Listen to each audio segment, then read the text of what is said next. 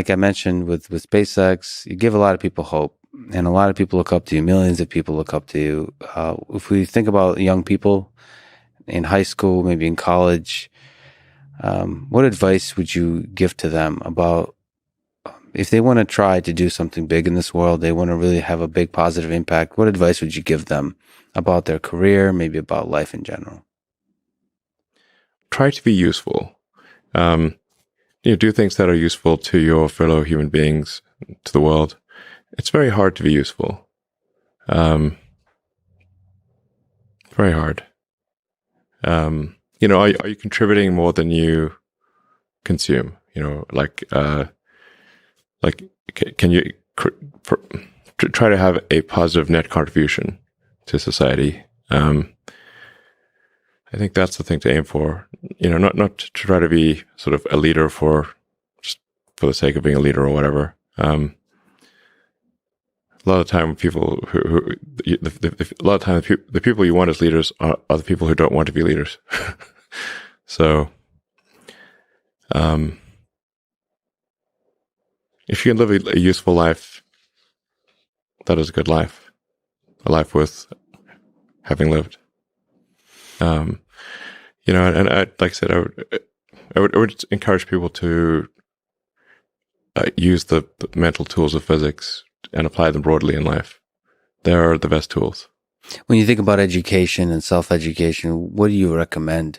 So there's the university, there's self-study, there is hands-on, sort of finding a company or a place or a set of people that do the thing you're passionate about and joining them as early as possible.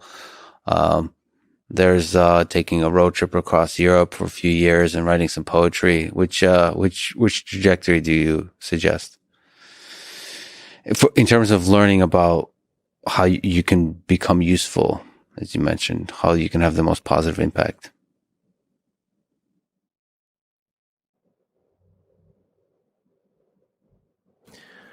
Well, I'd encourage people to read a lot of books.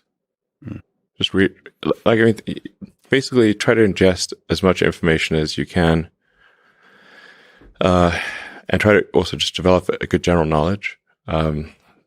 So you at least have like a rough lay of the land of the knowledge landscape. Try to learn a little bit about a lot of things.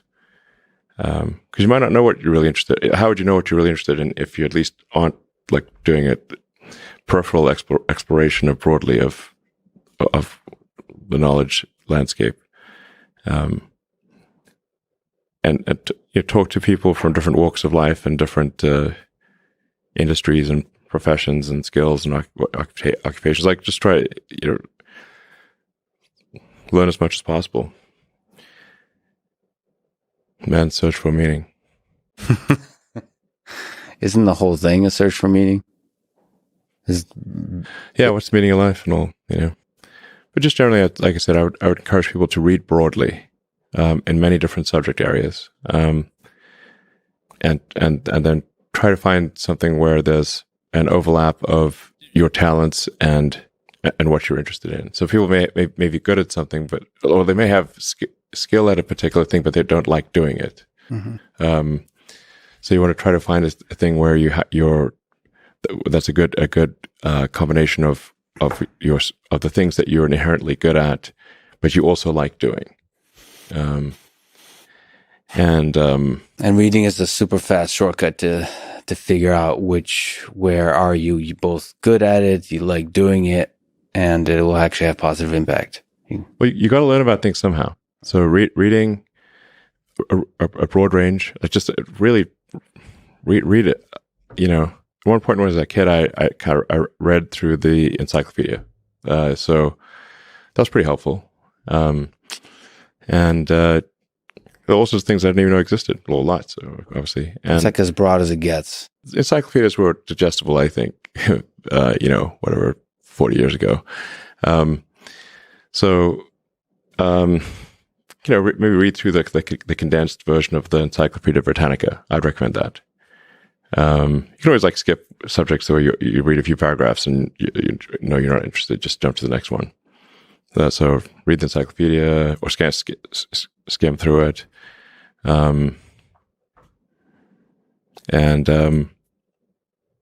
but I put a lot of stock and certainly have a lot of respect for someone who puts in an honest day's work to do useful things, and just generally to have like not a zero sum mindset, or like have more of a grow the pie mindset. Like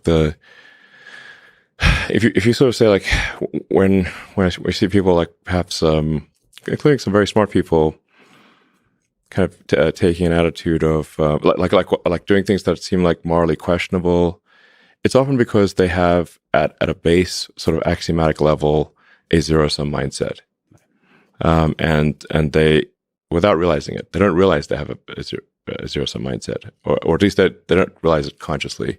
And so if you have a zero sum mindset, then the only way to get ahead is by taking things from others. If it's like if the pie is fixed, then the only way to have more pie is to take someone else's pie. But this is false. Like obviously the pie has grown dramatically over time, the economic pie. So in reality, you can have so overuse this analogy. You can have there's a lot of pie. Yeah, pie is not fixed. Yes. So you really want to make sure you're not operating without realizing it from a zero sum mindset, where the only way to get ahead is to take things from others. Then that's going to result in you trying to take things from others, which is not good. It's much better to work on adding to the economic pie. Maybe, so creating, like I said, creating more than you consume, doing more than you, yeah. So that's a big deal. I think there's like a fair number of people in finance that do have a bit of a zero sum mindset. I mean, it's all walks of life. I've seen that. One of the reasons Rogan inspires me is he celebrates others a lot. There's not creating a constant competition. Like there's a scarcity of resources. And what happens when you celebrate others and you promote others, the ideas of others, it actually grows that pie. I mean, the resources become less scarce. Mm-hmm. And that applies in a lot of kinds of domains. It applies in academia, where a lot of people are very see some funding for academic research is zero sum, and it is not. If you celebrate each other, if you get everybody to be excited about AI, about physics, about mathematics, I think there'll be more and more funding, and I think everybody wins. Yeah, that applies, I think, broadly. Yeah, exactly.